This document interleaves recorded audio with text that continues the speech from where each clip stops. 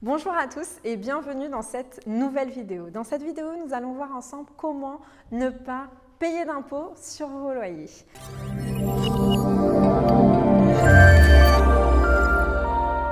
Et pour cela, il va falloir maîtriser le volet fiscalité. C'est un volet que je vous invite à maîtriser parfaitement si vous souhaitez devenir investisseur immobilier. Donc pour cela, au niveau de la fiscalité, vous avez deux grands régimes, deux grandes familles. Le premier régime, ça va être le régime nu. Dans le régime nu, on va parler de revenus fonciers. Donc dans le régime nu, vous avez deux grandes branches. La première, ça va être le micro-foncier, parce qu'on est dans du nu. Là, vous êtes limité à 15 000 €. Vous allez avoir avec le microfoncier un abattement de 30 %. Concrètement, qu'est-ce que ça veut dire? Ça veut dire que sur un loyer de 1 000 €, on va avoir un abattement de 30 %, donc on va vous imposer sur 700 €. Sur ces 700 €, vous allez être imposé sur votre TMI, donc la tranche marginale d'imposition, et on va rajouter un petit bonus qui est les prélèvements sociaux, qui est environ de 17,2 %. Donc, votre TMI, c'est la tranche marginale d'imposition. Vous pourrez la retrouver aisément. Ça va dépendre tout simplement de vos revenus, annuels, du nombre de tranches que vous avez, etc. Donc, et là, ça va définir votre TMI. C'est vraiment la base à connaître absolument. Donc, la première branche, ça va être le microfoncier. Donc, avec l'abattement de 30 % et la limitation des 15 000. La seconde branche, ça va être le réel. Et là, dans le réel, en fait, vous allez pouvoir déduire de vos revenus imposables, donc de vos revenus locatifs imposables, tous vos frais. Donc, ça peut être les frais bancaires, les intérêts bancaires, ça peut être les travaux. C'est pour ça qu'il est très important de maîtriser en fait le volet fiscalité pour éviter de faire les erreurs que font 90 % des gens, à savoir essayer de négocier au maximum un petit pourcentage au niveau des intérêts bancaires ou de faire ces travaux soi-même ou pire de les faire au black. Donc vraiment, vraiment maîtriser cette partie fiscale est indispensable pour chaque investisseur immobilier. Aujourd'hui, on va vraiment dégrossir les choses grossièrement, mais c'est un point à voir en profondeur. Donc du coup, ensuite, le deuxième point, le deuxième régime, ça va être le régime meublé. Si vous me suivez depuis un petit moment, vous savez que forcément, je suis partisane du régime meublé. Et vous allez voir pourquoi. Le régime meublé, donc là, on va plus parler de revenus fonciers, on va parler de revenus BIC, bénéfices industriels et commercial. D'accord? Donc du coup, vous allez avoir donc, dans le régime meublé deux grandes familles, tout comme le nu, donc le micro BIC cette fois-ci et le réel. Donc dans le micro BIC, déjà la première des choses, c'est que on n'est plus limité à 15 000, on est limité à 30 000.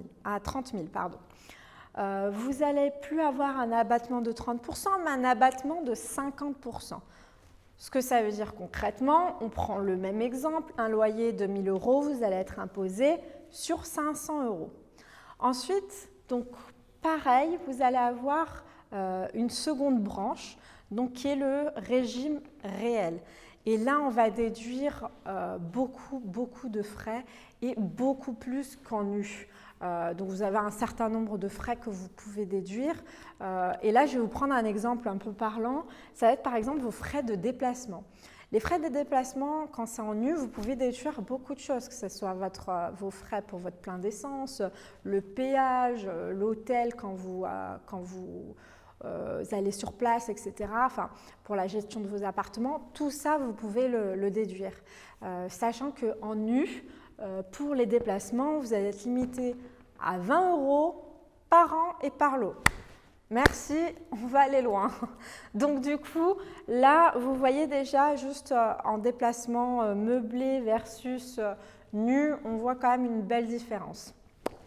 Donc là, ça va être les deux grands régimes. Maintenant, vous allez me dire comment on fait pour ne pas payer d'impôts. Tout simplement, quand vous allez déduire en fait tous vos frais, etc., au niveau comptable, vous allez être déficitaire. Donc vous allez être en négatif. On va considérer que vous êtes déficitaire et que vous allez être en négatif. Donc au niveau comptable, comme vous êtes en négatif, vous n'allez pas payer d'impôts. Ça, c'est la bonne nouvelle. Mais le bonus dans tout ça, c'est qu'en fait, vous, concrètement, sur votre compte bancaire, vous allez voir que vous allez avoir de plus en plus d'argent. Mais comme comptablement, vous êtes considéré comme déficitaire, vous n'avez pas d'impôts à payer. Et parfois, si vous avez énormément de travaux, etc., ça peut du coup s'étaler parce que c'est reportable sur plusieurs années. Donc, c'est vraiment, vraiment un des postes les plus importants, ça va être la fiscalité et de pouvoir la maîtriser. Ensuite, vous allez avoir aussi le bonus de l'amortissement.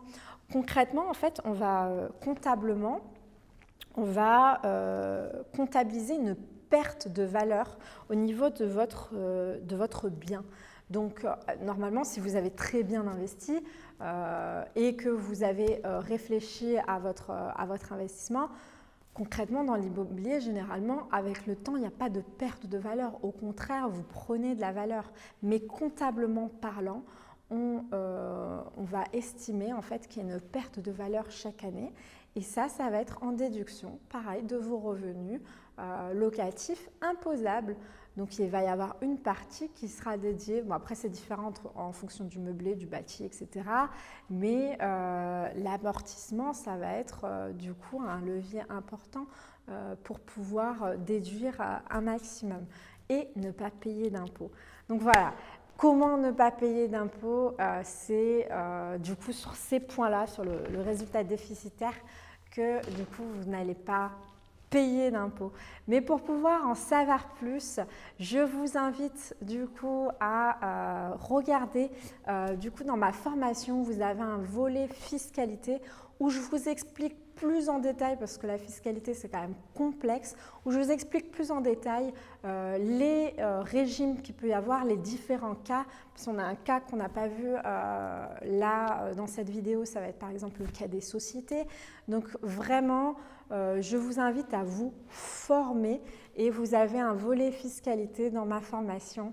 Vous avez le lien dans la description et je vous dis à très vite. Merci beaucoup.